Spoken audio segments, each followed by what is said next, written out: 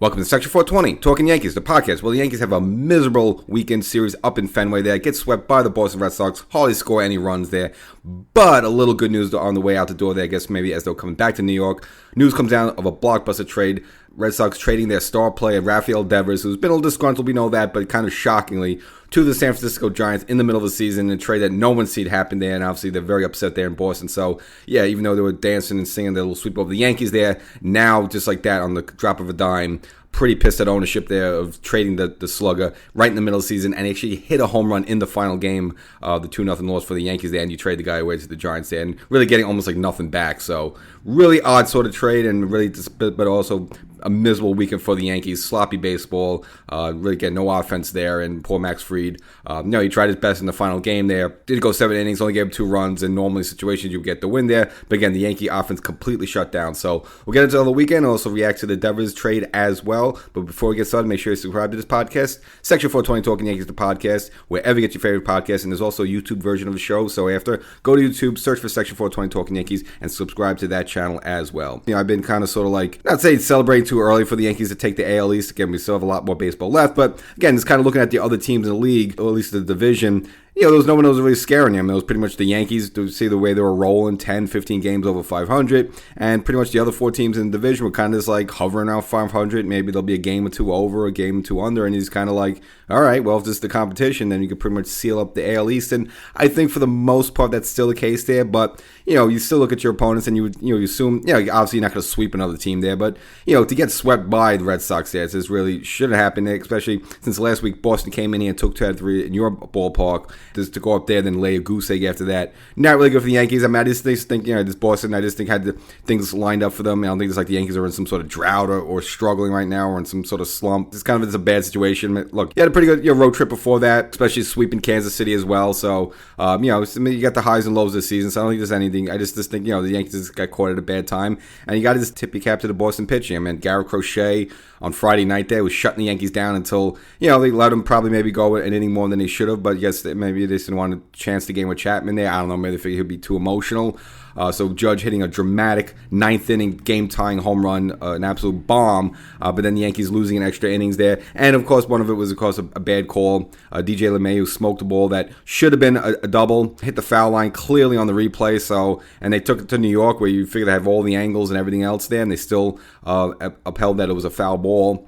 So obviously that got DJ thrown out for the first time in his career because it's so obvious there. Boone also getting tossed in the game there, and the Yankees would end up losing that game in extra innings via the ghost run. And of course, the Yankees in these extra inning games, it's just been brutal for them. Even this season, maybe a little bit better, but just ever since they started this ghost running thing, which I'm not against it, it's been bad news for the Yankees. If the Yankees don't win these games in 9 innings, they've pretty much been they're done, especially on the road there. It's just been bad luck for the Yankees. So they dropped that first one. They say, okay.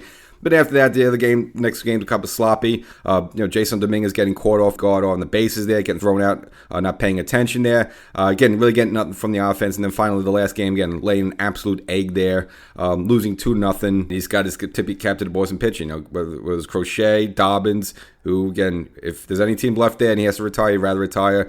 Again, he put his money where his mouth is in the second game. The Yankees didn't do much against him. And then Brian Bello in the final game, again, striking out 8 Yankees there. And just, again, their pitching was just better. There's really nothing much you can really say, analyze it. Again, you had another base running gaff by Ben Rice as well, getting caught off second base, not paying attention there. So it's just a bad mix, but I just think it's like whatever. This is Boston's day there, so I don't think it'll be a big deal for the Yankees. And after all said and done and the dust settles, the Yankees are still 3.5 games up in the AL East, and that's over the Tampa Bay. And Boston's still down there further in the standings, only 6.5 games behind the Yankees and just 1 game. So that even though they swept all 3 games, they're just still 1 game over 500. So overall, they're not having a good season. It's just whatever reason. So far in these 6 games against the Yankees, they've showed up better and they've played better than the Yankees.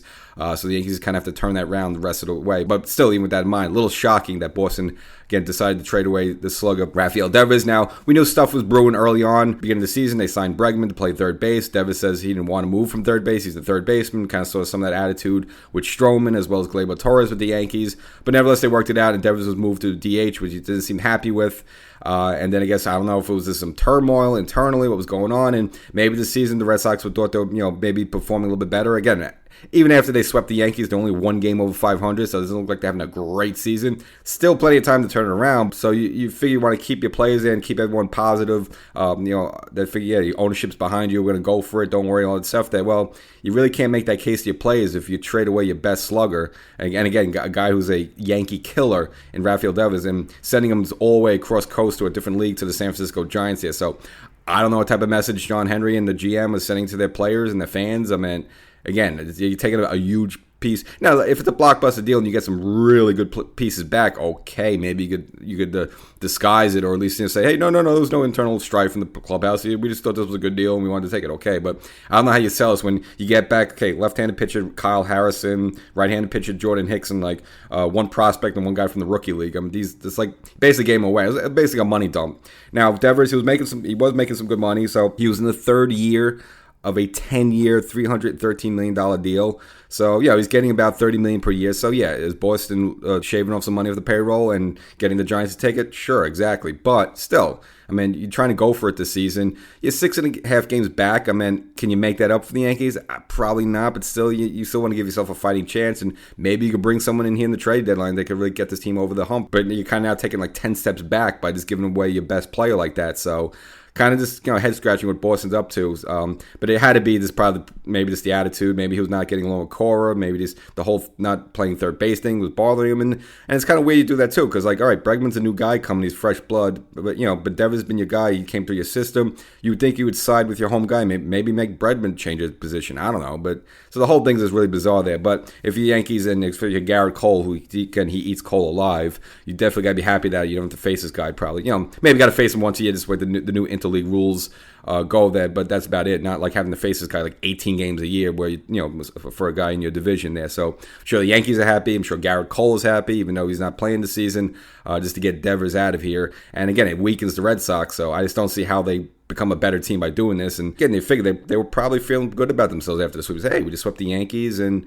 you know what? We're only 6.5 games back, and we still have the rest of June and July and September and August to kind of make a stand here. Well, now you just pull the rug right under them by doing that. So very puzzling. But again, getting back to the Yankees, I think they'll be okay. I think bounce back, come back at home, host the Angels. Again, a team that's not been that great as well. It's a team that if you want to get yourself right against, it is. So we'll see how that goes. Clark Schmidt gets the ball in the first game, and it seems very, very, very extremely likely that Giancarlo Stanton will join the team sometime, they said, during this home stand. I thought he'd at least come back maybe from one of the Boston games, at least maybe the Sunday game, but I guess they just want to give him a few more games down there, in the minors, which is really no big deal. Would Stanton have helped if he'd have been here this weekend?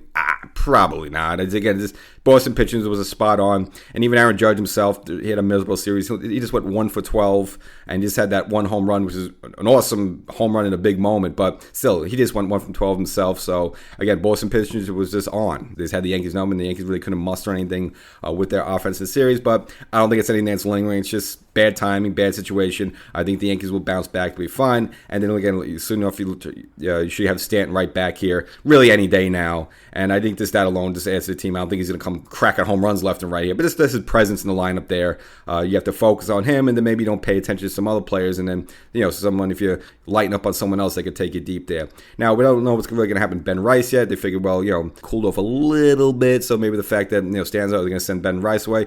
I think they'll find a way to make Ben Rice stay up here. If anyone goes, maybe someone like a Pablo Reyes or something like that, or maybe one of the someone in the bullpen there you send down to make room from Stanton there. So I think they want to keep Ben Rice up there, get his smoking the ball, hitting the ball. Again, maybe not as hot as he was a couple of weeks ago, but still overall, what he's putting together right now in the major league level is pretty good. You don't want to kind of send him back down the minors. So I think Ben Rice will stay up here, and Stanton should be soon right here around the corner. So bad week up in Boston, but one little silver lining, you don't have to see Rafael Devers anymore. So we'll catch you next time.